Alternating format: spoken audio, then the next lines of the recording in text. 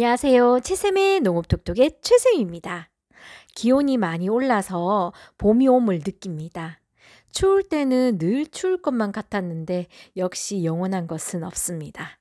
추운 겨울이 지나면 봄이 오고 이 봄도 어느새 지나고 또 뜨거운 여름이 오겠지요. 올해 부디 이상기후가 없기를 바랍니다.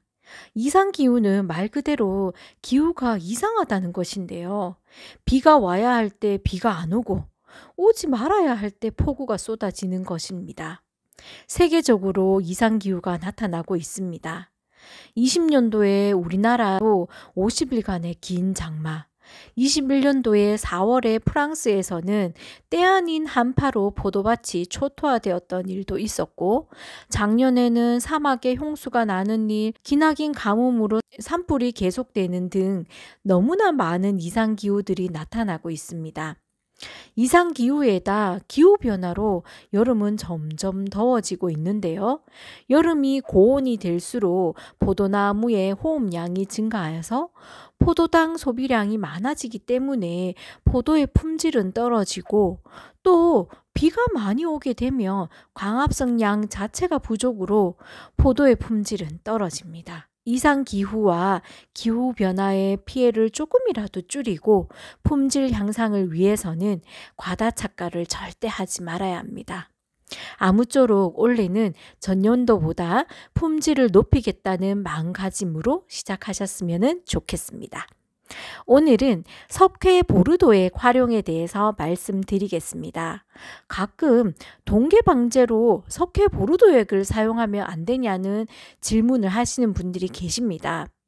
지난 영상에서 말씀드렸듯이 석회 유황은 생석회와 유황이 재료이고요. 살균력과 살충력을 동시에 지니고 있으며 강알칼리성으로 균과 충의 조직을 파괴하는 것으로 동계 방제 효과가 크다고 말씀드렸습니다. 석회 보르도액은 석회 유황과 재료와 효과가 다릅니다. 일명 보르도액이라고 하는 석회 보르도액은 1882년 프랑스의 보르도 지방에서 좀도둑을 방지할 목적으로 황상구리와 석회를 섞은 흰 푸른색 액체를 뿌렸는데요. 액체를 뿌린 포도나무는 녹균병에 걸리지 않았고, 그 액체를 뿌리지 않은 나무는 병에 걸려서 잎이 떨어진다는 사실을 그때 처음 알아냈다고 합니다. 프랑스 보르도 지방에서 처음 발견되어서 석회 보르도액이라고 이름을 붙였나 봅니다.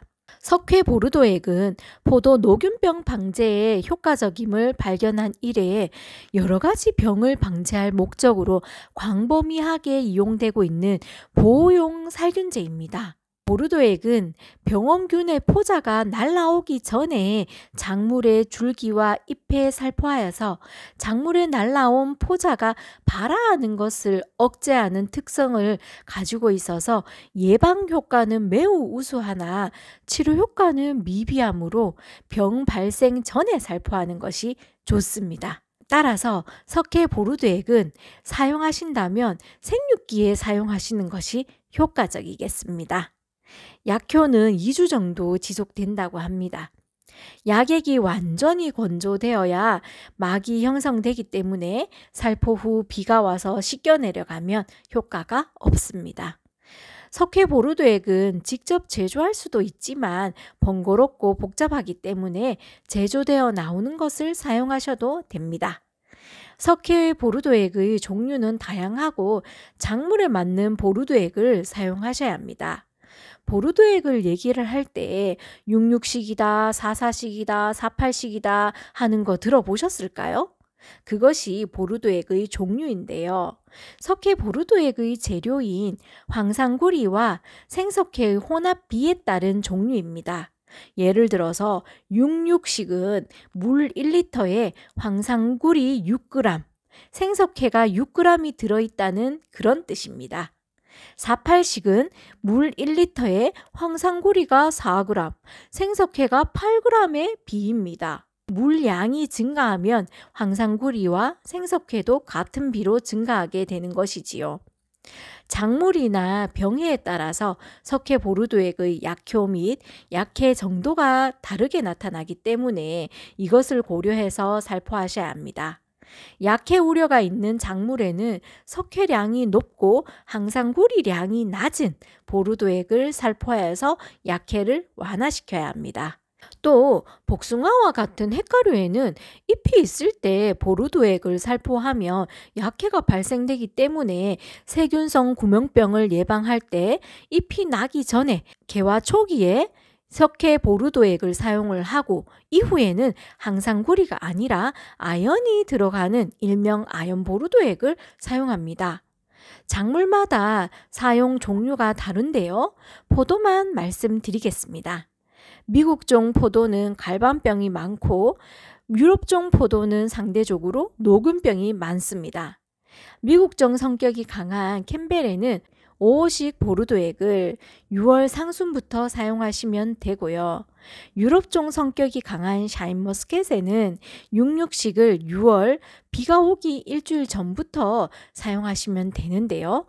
특유의 하얀 약재의 흔적이 과일에 남을 수 있으니까 사용하신다면 봉지를 씌운 후부터 사용하시는 것이 좋을 듯 하고요. 봉지를 씌우기 전이라면 과일에 묻지 않도록 주의하셔야겠습니다. 또한 석회 보르도액은 화학 농약과 혼용하지 마시고 살포 시에는 기온이 오르는 오전보다는 해가 지는 오후에 살포하시는 것이 약해를 줄일 수 있습니다. 참고하시기 바랍니다. 오늘은 석회 보르도액에 대해서 간단히 말씀드렸습니다. 늘 부족하지만 조금이나마 도움이 되었으면 좋겠습니다. 오늘도 최쌤이었습니다.